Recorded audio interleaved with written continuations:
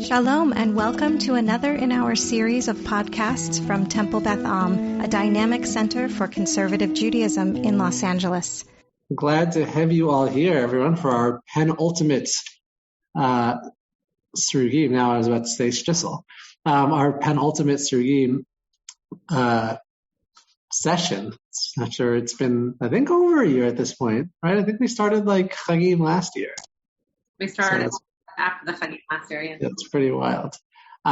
So we are almost there. I hope all the Los Angeles people made it through Ida okay. And but it's good to be back.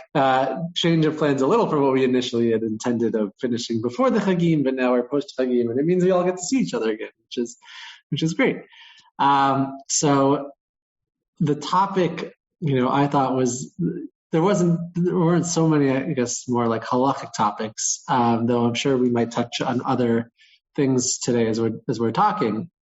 But one that came up, which was related to things that we've discussed before, but not directly the same as things we've connected before, was the status of a woman who has just given birth. And we see this in the episode with Yifat, where, Amir comes back from the desert and he, comes and is so excited, and Yifat comes and he kind of goes to give her a hug, and she's like, I don't think you're allowed to do that.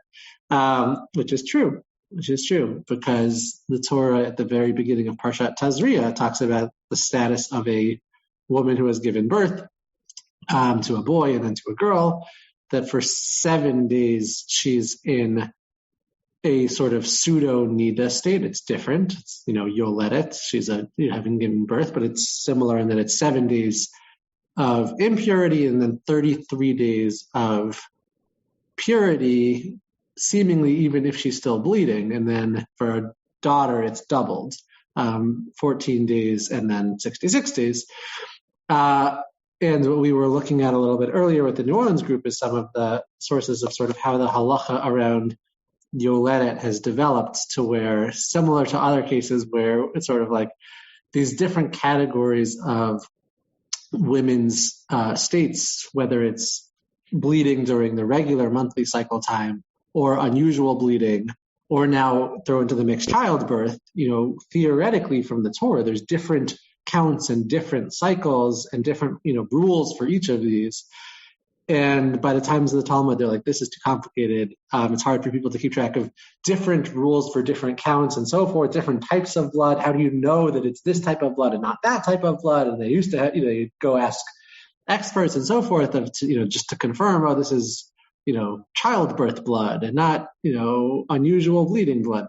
So they said, we're just going to treat everything with the same rules, regardless of the cause of bleeding. And basically meaning whether it's for childbirth or monthly cycle or other cases, that a woman's considered to be sort of in a state of nida or of ritual impurity for as long as she's still actively bleeding. And then when she is no longer actively bleeding, you do what's called a hefsek tahara, a check to make sure that there's no more bleeding, and then 7 days of checking daily to make sure that you're no longer bleeding, and then go to the mikvah, and then you're free. You are tahor or tahara, as it would be in this case. Debbie and Steve. So a couple things. So number one, is that difference still in place for having a female child or a male child? So great question. So theoretically, yes. Practically, no. So what we do, right? I mentioned, and this was actually a thing that I wasn't really aware of until I looked earlier today. There's 33, 66. What's the deal with them?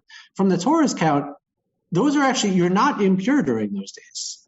You are pure. It's called dam tohar. It's pure blood, and even if you're bleeding, you're actually, in a state of purity. Right, I think this idea of dam tohar is there's an expectation that you might be bleeding.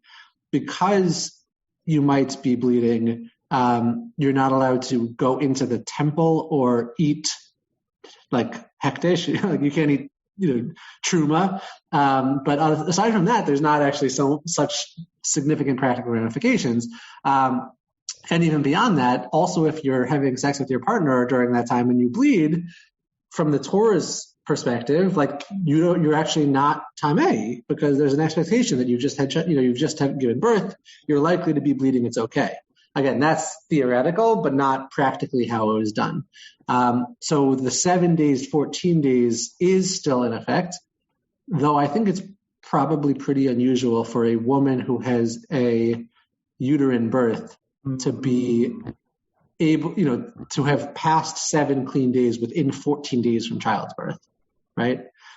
I would think that's pretty unusual. Maybe not, but so you would at least wait 14 days. Vaginal birth, yeah. So the other piece of this is that, when we think about, the incidence of, postpartum depression, I'm sure that not being able to hug your spouse can't make that any better. Yeah, and that's actually what we were going to talk about primarily here is, there's the halachic angle of the rules of nida and so forth, but exactly. Yes, thank you, that all birth is uterine. Yes, got that. But I was trying to, think of an alternative term, and let's go with vaginal, because it's different rules apply for C-sections.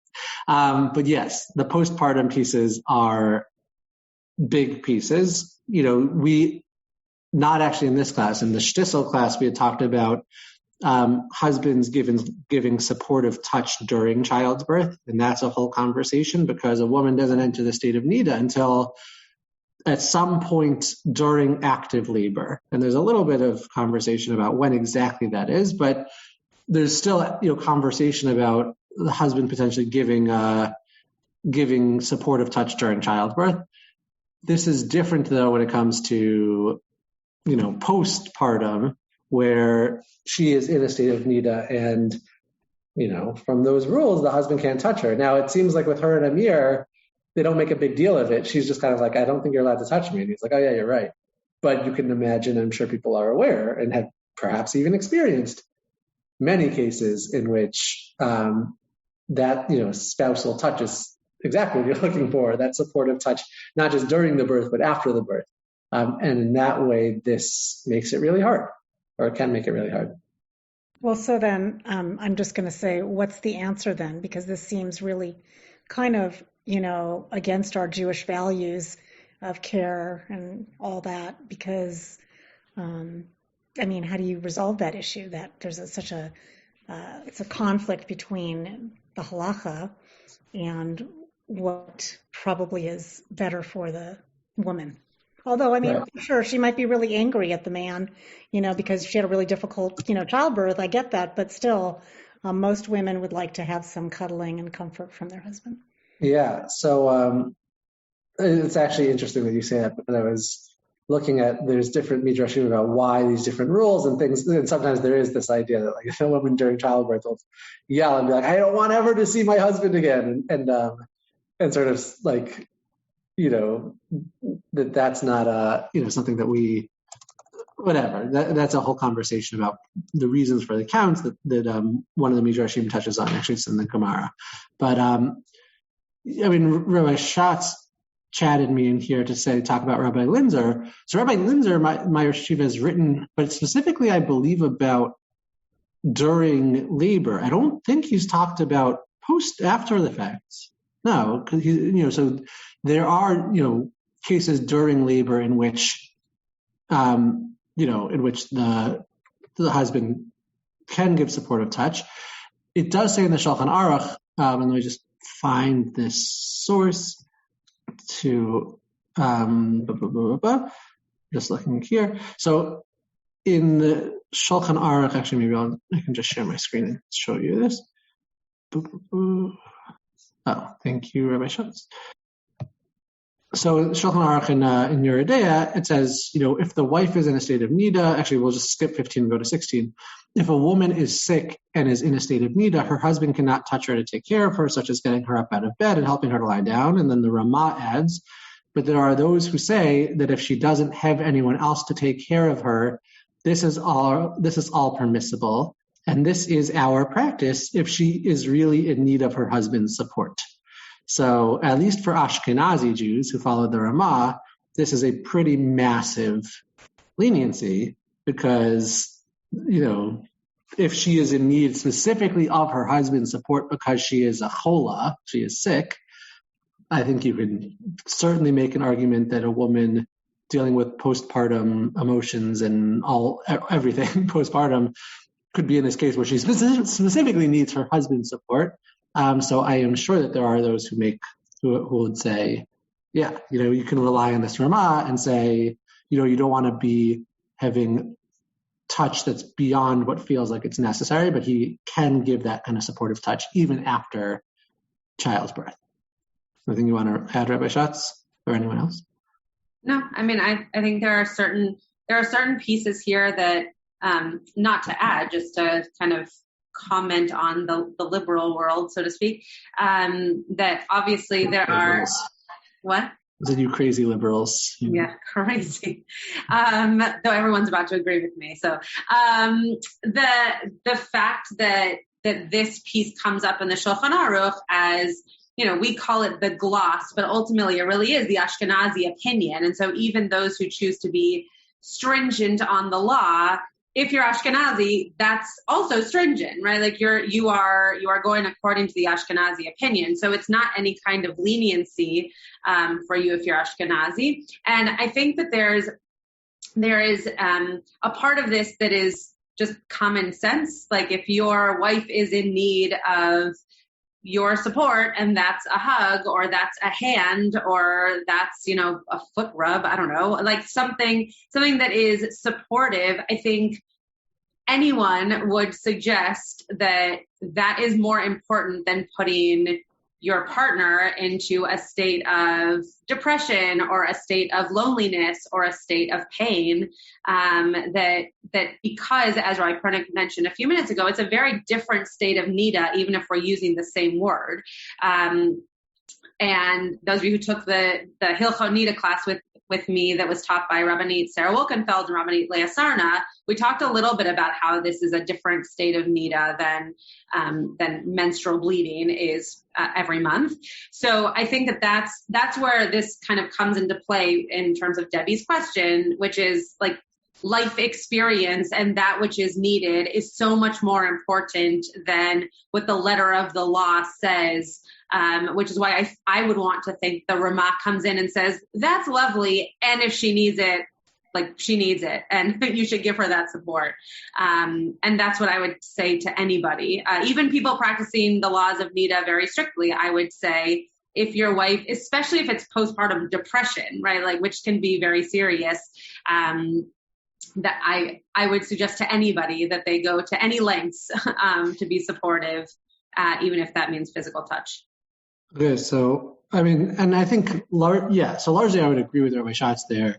I would say there is certainly a distinction between touch and sexual touching, which I think we talked about this also a little bit earlier. I think doctors typically recommend like 6 weeks post birth before a woman should be having should be actively engaged in sex. So a week and 2 weeks doesn't seem like it's a huge thing. I think that's probably normal anyway. But yeah, when it comes to just supportive touch, non-sexual touch, and so forth, it seems like that Ramah is a But at the same time, when we're talking about nida, just to make sure that everyone's clear, when we're talking about nida, like as a status, no touch is permitted. It doesn't matter if it's sexual or not. So yeah, I agree with you. I think that at least the people that I've known who have given birth are not, rushing back into the bedroom in any kind of sexual acts in the first week or two. However, I don't think that that's the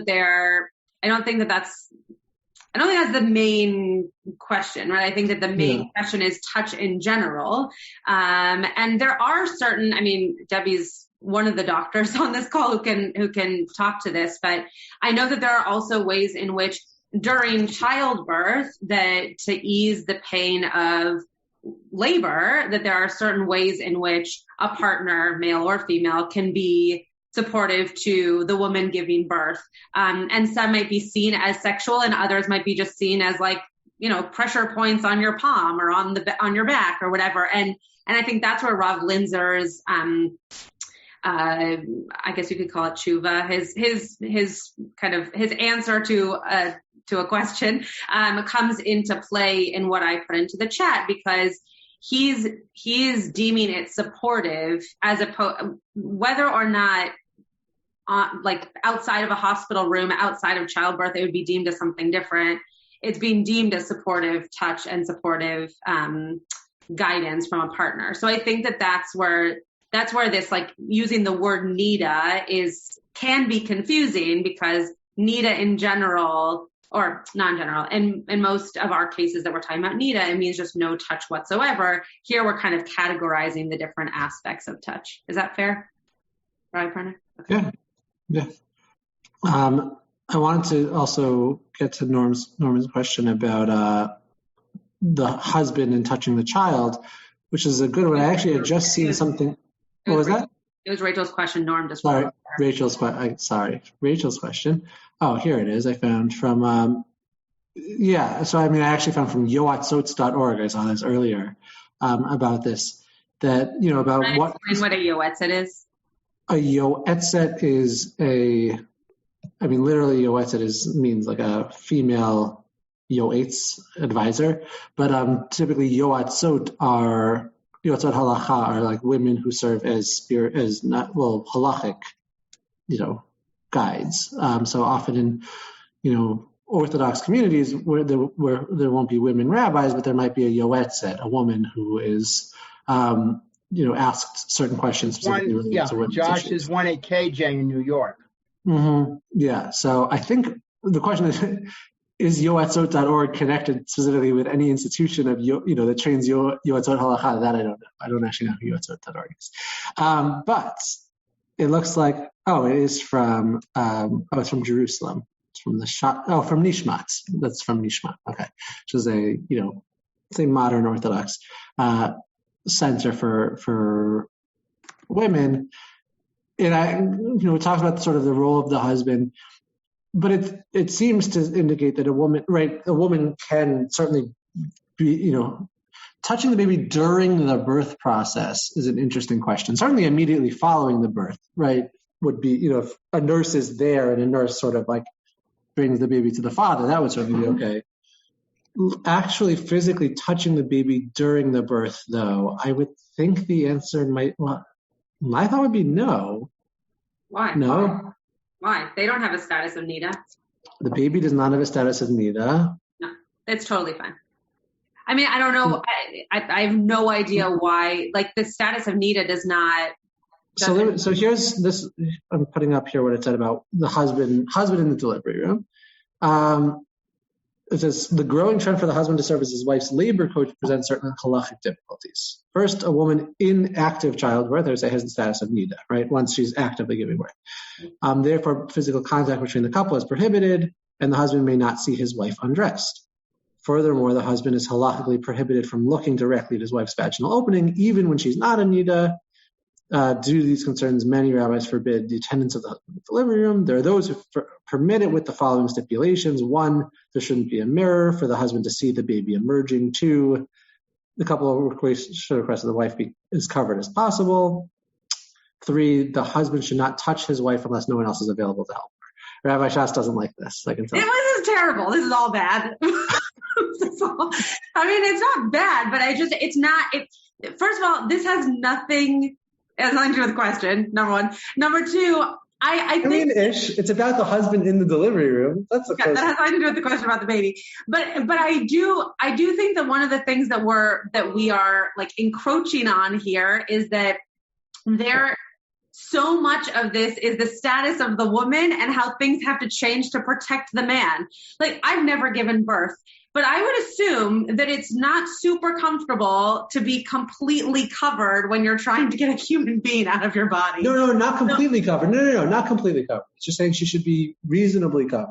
I get it. I think that still reasonably covered even might be more uncomfortable than being able to just, allow your body to do what it needs to do and not worry about whether or not your husband, who you presumably had sex with is going to see your body or not. Again, never given birth, just assuming. But I also think that in terms of the baby question, if we know that nida cannot be like contracted, right, by anything, right? A Torah can't contract nida. You can't give nida to a living thing, and therefore you're not going to give nida to a baby. The holding of a baby, first of all, the baby's going to be cleaned off. So if we're worried about the blood part of all of this, that's not an issue. The holding of the baby, I think, has nothing to do with nida status at all. It has much more to do with the husband touching, or the partner touching the woman who just gave birth, because she's the one who's actively bleeding. And that's what we're worried about. We're worried about that aspect of things. But I'm thinking about even in regular nida cases, there's issues with the wife handing the baby directly to the husband. But that has more to do with implications of nida. That doesn't have to do with the fact that the baby now has nida. No, the baby's not. No, for sure. Right. I'm just saying so that. I think that has much more to do with the fact that during regular, whatever that means, like regular nida time, right, when a woman is menstruating, that to pass something to their husband might be seen as a normalized sexual act. And therefore, the passing of a baby may be also, we talked about this in the Hilchot Nida class as well, but that I don't think that immediately after birth, again, going back to what you said about sex in general postpartum, I don't think that would be an issue in terms of passing the baby to the partner. I don't think. I can't imagine. If it does say that's not allowed, I'm willing to get angry and be told that I'm wrong. Okay, Debbie or Steve, and then Norm or Rachel, or both. Okay, I'm always happy to tell you you're wrong, by the way. So I'm making an assumption, Rachel, but a lot of people the partner likes to help the baby come out. Right. And so the baby is not actually out and cleaned up. They're helping guide that baby out. So that's, I think, the question. I think that's another, that would be a whole other scenario. And again, according to like the pieces of halakha that are most strict with nida, the answer there would most likely be no, because at that point, there's a chance that you're touching the mother. Even if you're holding the baby still has the mother's blood on it. That I would assume has more written about it in terms of how that could potentially be problematic. I still personally don't think it's problematic, but I could imagine that that's where the text might pick up issues or problem with it. So if that's a clarification to Rachel's question, then thank you. And that would be. And then secondly, this whole thing about, like you said, about the woman being covered. I mean, was the woman not uncovered when they conceived the baby? Like, maybe that was the case. I mean, I don't know, but that's a little concerning. And, I just don't understand that. So the Torah talks about makor dameha, the place, the source of her blood, that a man should not see the source of her blood during the time that she is in nida. So that's different when she's not in nida and when she is in nida. That's the reason I'm thinking about this, particularly when it comes to childbirth, is that's like very much, you're very close to the source of blood.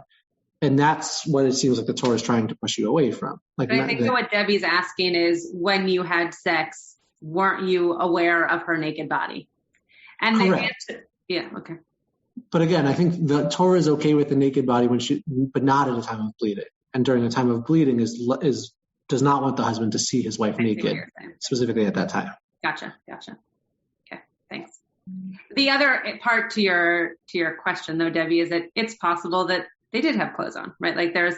You're not allowed to. You're not allowed to have clothes on? No, you're not supposed to have, no. Then it's on Ketubot. It says, it's a problem for people to be. It's another class for another time. We can talk about the different ways that you have sex. But there is a chance, clothes or no clothes, there is a chance that in some relationships, right, that based on. And Debbie and Steve's comment, or whoever wrote the comment. Yeah, it's true. That's true. For those of you who are just listening, it says, I guess it was lucky that Amir didn't make it in time, solved a lot of issues. That's true. I don't know what I was going to say. Okay. Rachel and Norm. I just wanted to say that I have seen in labor rooms and delivery rooms and surgical rooms the mother or patient partially covered in such a way so that somebody standing near the head or sitting near the head would not see what's going on down below. I think in most cases that's more a concern for that the patient shouldn't be watching that than that the husband or other birthing assistant or partner shouldn't see it. Yeah. And certainly, at least with one of the births that we had, I saw whatever there was to see. And it happens in the first birth that we did. Rachel's obstetrician was also Rebbitzman. But he wasn't available the second time, so we had a high school classmate of mine. It was one of my life's weirdest experiences to be rolled into the delivery room on a gurney and have Norm and the OB recognize each other from high school and start talking about their respective classmates and teachers.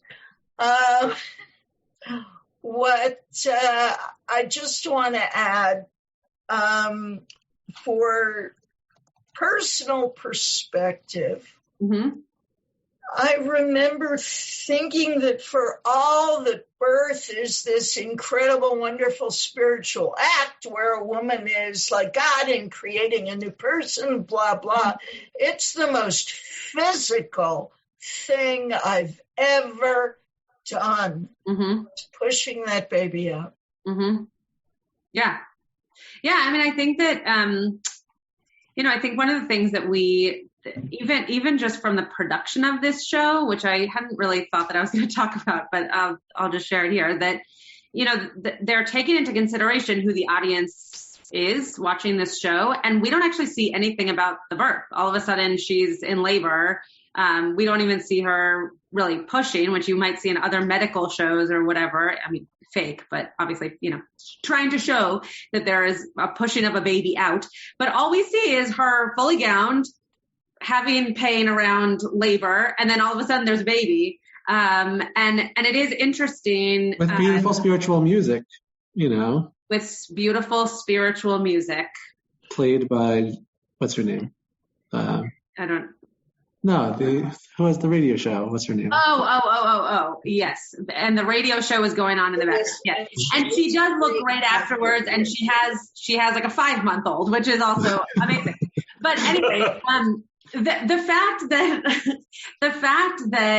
that isn't present, I think Rachel speaks to your point of like the physicality of it and how scared kind of we are in terms of showing those pieces, whether that's Jewishly or just at the time that it was being produced, that there is a sense of intimacy, rightfully so, around how much effort and physicality is going into a birth. And so I think that to kind of back the rabbis for a second, even though I think that most of what they say about birth is silly, that to back them for 1 second, I think there is an element of fear and reverence and just overall kind of awe for this moment that men might not necessarily know what to do, right? Back in the time that this was being written. And so there needed to be something written down in the book that the men were going to be reading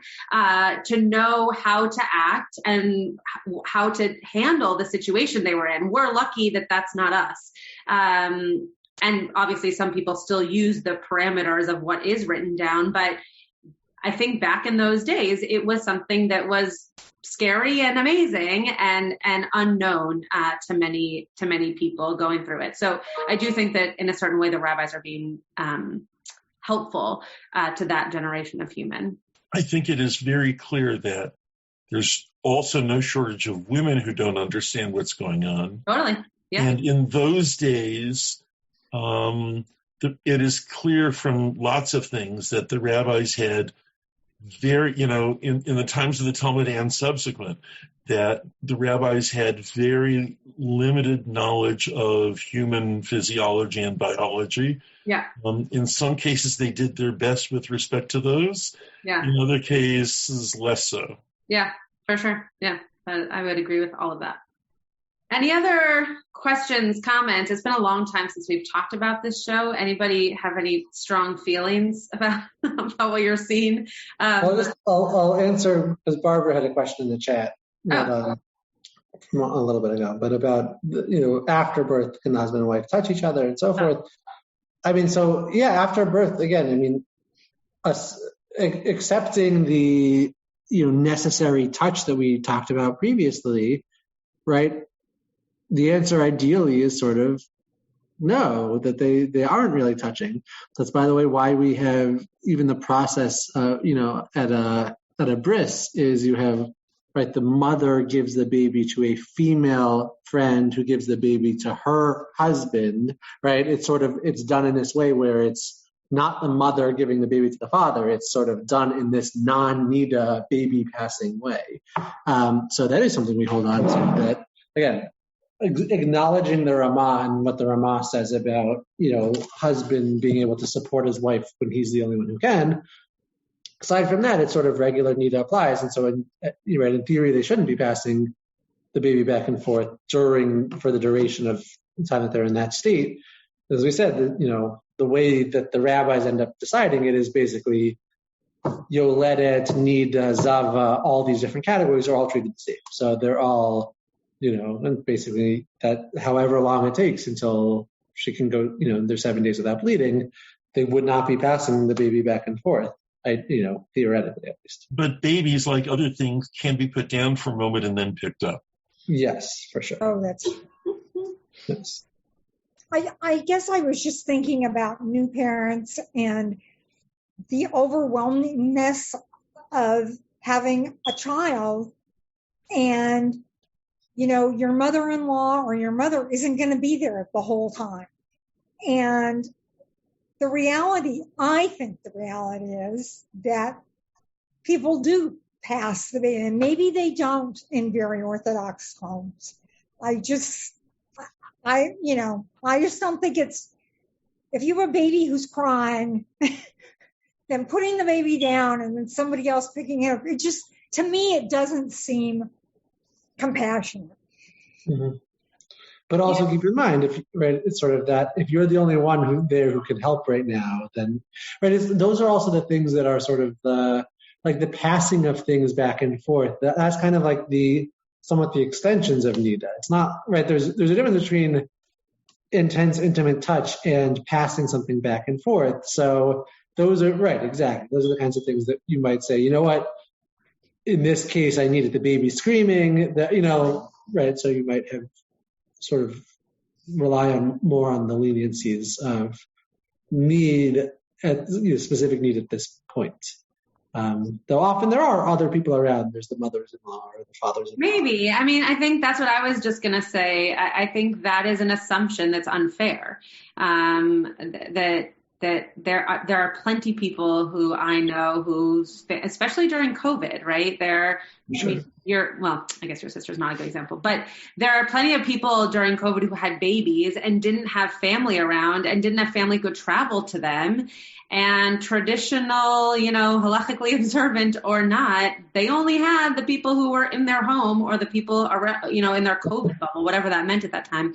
So I do think that I also, again, Rabbi Pernick and I are both coming from a place of having never experienced this ourselves. But I would assume that it also depends on how present and how involved your partner wants to be, right? If you're the person who gave birth, then how involved they want to be. And if they are the kind of person who wants to hold the baby all the time, then you're probably going to allow that and make that happen in whatever way works with your halachic observance, whether that, as Norm said, whether that's putting the baby down and then picking it up or you handing the baby to them directly. I think there's also, I cannot imagine, as Haredi as someone might be, I cannot imagine that if the partner wants to be involved in those first few weeks, moments, whatever, of a baby's life, that they're absent from that because of halakha. I think you make it work somehow.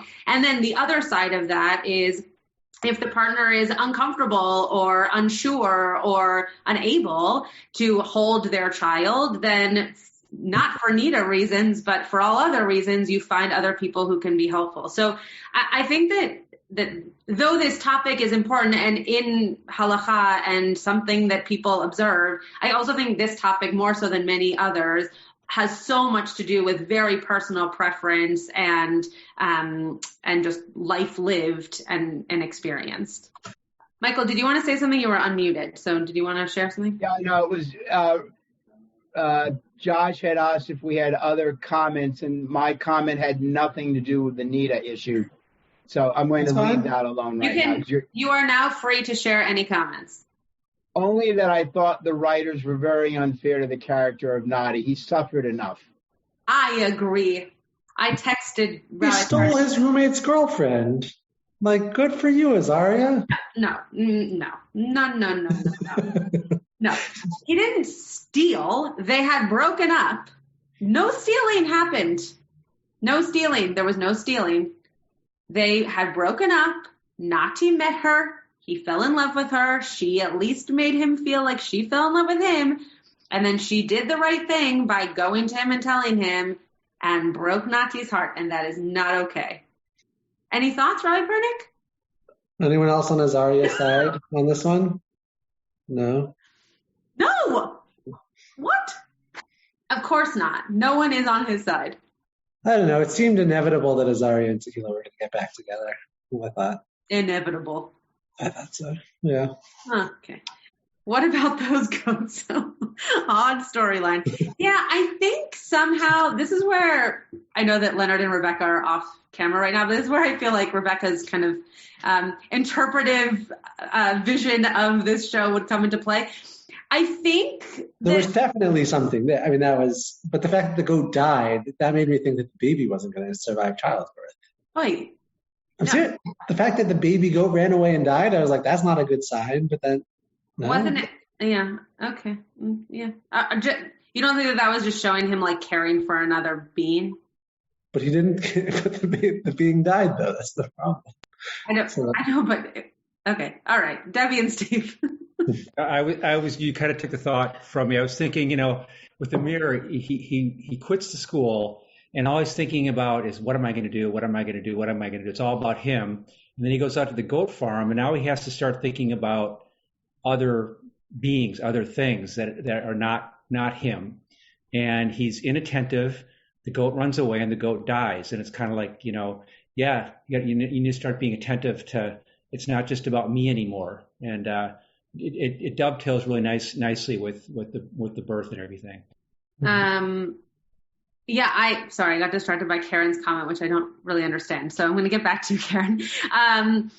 I similarly thought that there was some kind of parallel to at least what was going to happen for him as a father, but I feel like that shifts when he's in the car, right? When he kind of starts to recognize, oh, this is real. Like even just the fact that he goes after the goat as opposed to just letting it go, like wondering what was going to happen to it. I think that shows a sense of responsibility. I mean, not early enough, but it shows a sense of responsibility. And it seems like he's kind of working towards that responsibility to then be like, oh, I'm going to be a dad. I'm going to go and make this all. And yet he hasn't been present while his wife is in, pregnancy and far along, He what? Yeah. He's like, it's ironic that he's sort of like learning how to parent while being totally absent from his very pregnant wife. Yeah. I mean, I think a lot of people don't learn how to parent until they're parenting. So like, at least he's trying, but yeah, Sue. Do you think the rainbow was a sign also? Yeah, it was very convenient that we watched that right around Parshat Noach. Yeah, I think so. I mean, I'm not sure that it was telling us anything, but I think that it worked very well with our Torah calendar to be watching the episode at the same time and reading that into it. I never thought, this is my second time watching the series, but I never thought that the goat dying meant anything about the baby, God forbid. But I guess the rainbow could have been a sign that in fact Rabbi Pernick was wrong and everything was going to be okay. I don't know. Karen, I am curious what you mean by this comment. We're going to have some sharing or mentioning of closure for our loss of our Srugim friends. What does that mean? Meaning because the series is coming to an end. It means we still have another episode. For over a year, I see. We all have been together with some friends who are in their 20s and 30s, going through their life and having to focus on the halakha of the series, as opposed to what I'm sure Michael would like to talk about, his feelings about the characters and especially Nati. Yeah.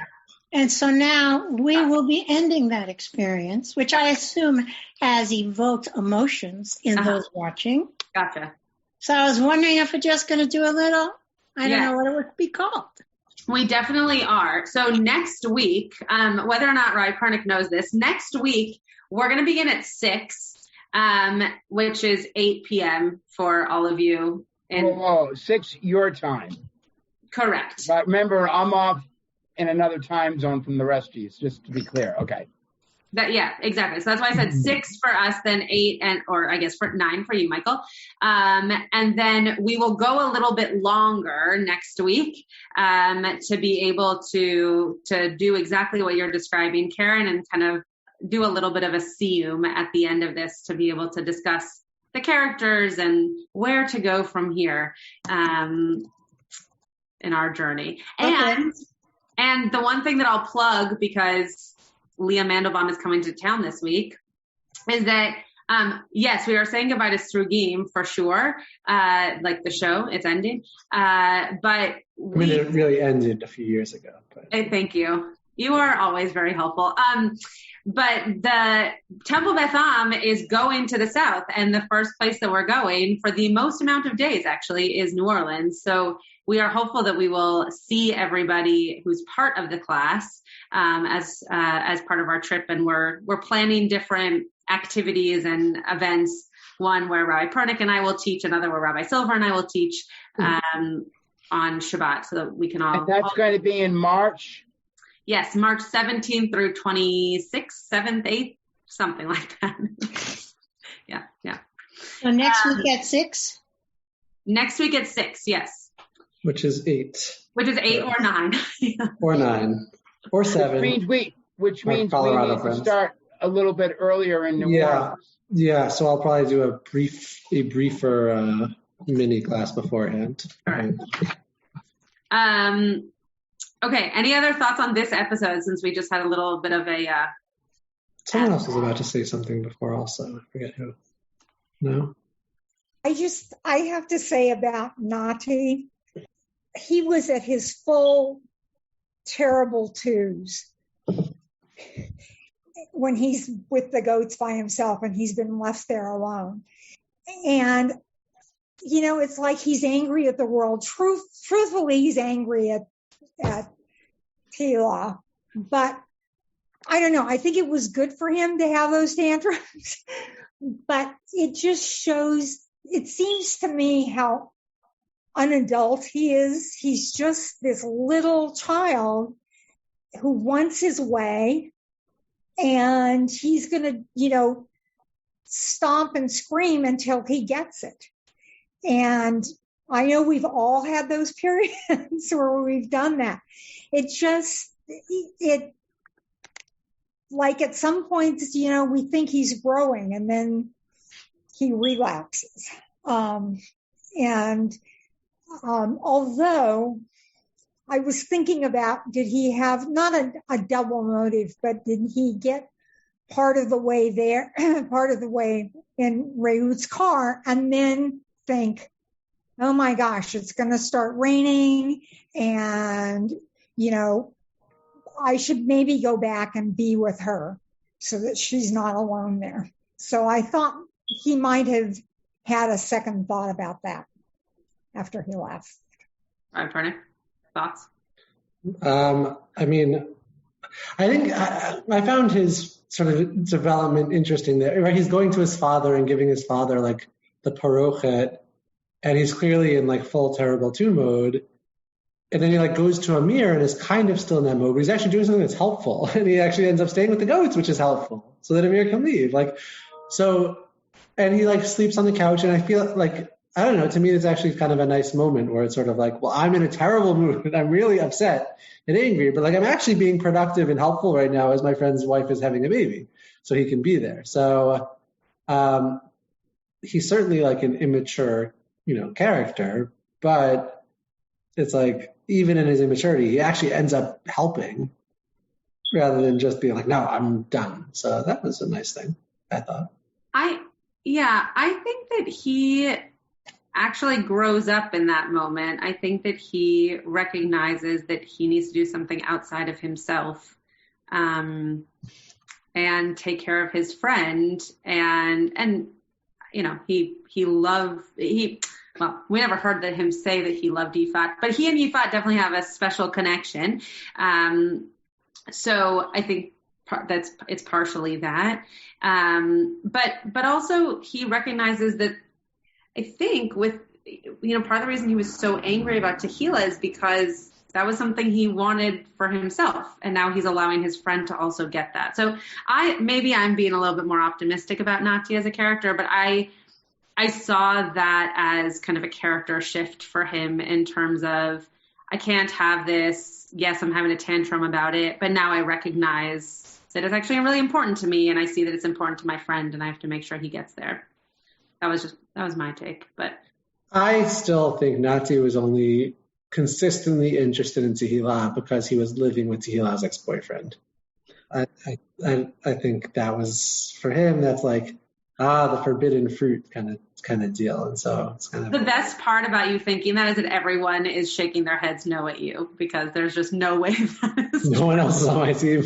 No one else agrees. There's going to be someone listening on the podcast who's going to be like, yes, I agree. So. Yeah, like your dad. Like, no one agrees. No one agrees. Okay, Karen. No way, Rabbi Pernick, but that's what I wanted to say, actually. I thought this was kind of, it was a little too overkill, but very symbolically, the rainbow, the burying of a little goat, the birth of a little person. Everybody's winding up kind of in a life. We don't have to worry, even though the season is over. We don't have to, you know what I mean? It just sort of tried to fix things a little. And Nati and Rayut? I don't know. Nati and Rayut? Really? No. Well, didn't you? At the end, they come back, they're sitting in the car, whatever they're doing, but it's kind of nice chit chat. I don't know. I'm just saying. It reminds me of when Friends ended, which I didn't watch. Like the year that it aired, I was too young. But when I watched Friends in the past, I remember when I watched the last episode for the first time, and I remember thinking, the few episodes before the whole show ended, thinking the same thing those two characters are still single, so maybe they'll get together. So maybe it's possible. I think that, but I do think that you're right that there are, we're kind of trying to tie up in these nice bows all of these character lines and where everybody's going to be and where everyone's going to settle because the show's about to end. And so we are getting certain elements of that in each one of these character developments by the end. I also thought that Yifat was a little bit more enamored with Amir. Yes. And that he was finding his place in creating. Yeah. Which he's a super soul, wonderful guy. Yeah. And the making of the thing and, the whole combo of the pair and the baby. Sure. Really nice. Yeah. Really nice. Yeah. But for Ruth and Nati both, it really does end very abruptly. Okay. Well, we haven't ended yet, so we'll see how things end next week. But yes, we don't yet know what comes of their characters. given kind of the heartbreak and just the loneliness that she's feeling in general. I just want the people who are going to be listening on the podcast to know that Norm agreed with me. Yeah, he just wrote that because he wants to be nice. Actually, it should be known for people who are listening later. Norm. Oh, God, Norm. No. Norm is trying to be nice because you were all alone in your opinion. You needed a friend. Are there any other thoughts, questions, comments? Okay. It is really nice. I know that my internet was weird at the beginning, but it is really nice to see all of you. And I'll just say that we here in California, as Rabbi Pernick and I have now spoken about many times, we're very concerned about everything going on weather-wise when we were supposed to end this class, and are very glad that it at least seems on this end that people are safe and doing fine post the hurricane. And for those of you who go to Rabbi Silver's shul and were literally with us physically at Temple Beth Am for Rosh Hashanah, it was really amazing to be able to house your community. I can explain that later. It was lovely to be able to house the community for that, and to feel that this class really in a lot of ways has just formed lovely bonds of friendship and community, and we're excited to be able to reciprocate that when we come to New Orleans in March. So we're not ending, we'll end next week, but I just want to say that since this is our first time back since the hurricane. And have a great week. Shabbat Shalom. Hope to see some of you at my Parsha class on Friday, and others of you next week as we finish the class. You have been listening to another in our series of podcasts from Temple Beth Am, a dynamic center for conservative Judaism in Los Angeles. If you enjoy these podcasts, we invite you to write a review on the Apple Podcast site or wherever you get your podcasts. For more information about Temple Beth Am Los Angeles, go to tbala.org.